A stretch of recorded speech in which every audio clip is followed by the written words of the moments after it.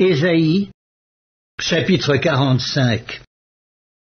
Ainsi parle l'Éternel à son oint, à Cyrus, qu'il tient par la main, pour terrasser les nations devant lui, et pour relâcher la ceinture des rois, pour lui ouvrir les portes, afin qu'elles ne soient plus fermées.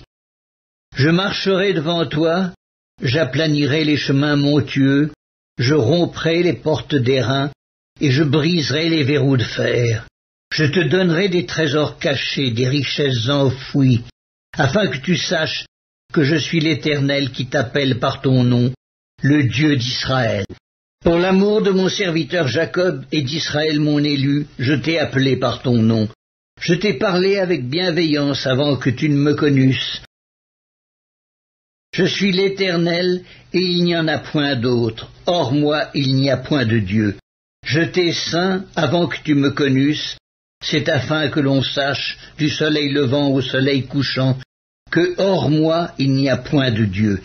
Je suis l'Éternel, et il n'y en a point d'autre. Je forme la lumière et je crée les ténèbres. Je donne la prospérité et je crée l'adversité. Moi l'Éternel, je fais toutes ces choses, que les cieux répondent d'en haut et que les nuées laissent couler la justice. Que la terre s'ouvre, que le salut y fructifie, et qu'il en sorte à la fois la délivrance. Moi l'Éternel, je crée ces choses. Malheur à qui conteste avec son Créateur, vase parmi des vases de terre. L'argile dit-elle à celui qui la façonne, que fais-tu?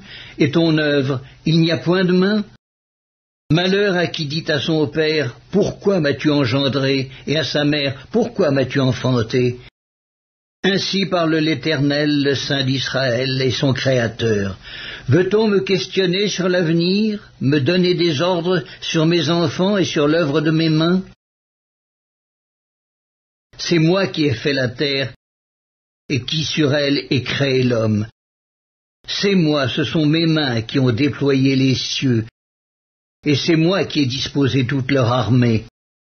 C'est moi qui ai suscité Cyrus dans ma justice, et j'aplanirai toutes ses voies.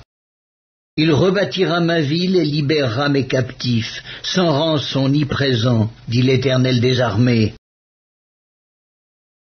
Ainsi parle l'Éternel.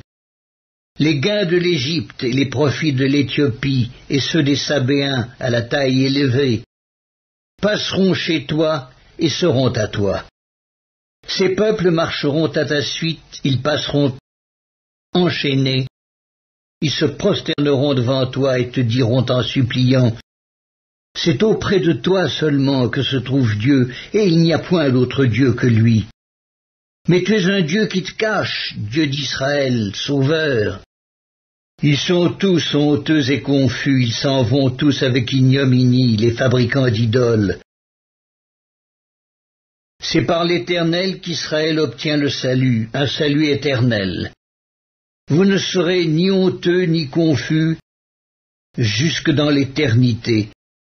Car ainsi parle l'Éternel, le Créateur des cieux, le seul Dieu, qui a formé la terre, qui l'a faite et qui l'a affermie, qui l'a créée pour qu'elle ne fût pas déserte, qui l'a formée pour qu'elle fût habitée. Je suis l'Éternel et il n'y en a point d'autre. Je n'ai point parlé en cachette dans un lieu ténébreux de la terre. Je n'ai point dit à la postérité de Jacob, « Cherchez-moi vainement. » Moi l'Éternel, je dis ce qui est vrai. Je proclame ce qui est droit. Assemblez-vous et venez, approchez ensemble, réchappez des nations. Ils n'ont point d'intelligence ceux qui portent leur idole de bois et qui invoquent un Dieu incapable de sauver. Déclarez-le et faites-les venir, qu'ils prennent conseil les uns des autres. Qui a prédit ces choses dès le commencement et depuis longtemps les a annoncées? N'est-ce pas moi, l'Éternel? Il n'y a point d'autre Dieu que moi, je suis le seul Dieu juste et qui sauve. Tournez-vous vers moi et vous serez sauvés, vous tous qui êtes aux extrémités de la terre, car je suis Dieu et il n'y en a point d'autre. Je le jure par moi-même, la vérité sort de ma bouche et ma parole ne sera point révoquée. Tout genou fléchira devant moi, toute langue jurera par moi. En l'Éternel seul, me dira-t-on, réside la justice et la force. À lui viendront pour être confondus tous ceux qui étaient irrités contre lui. Par l'Éternel seront justifiés et glorifiés tous les descendants d'Israël.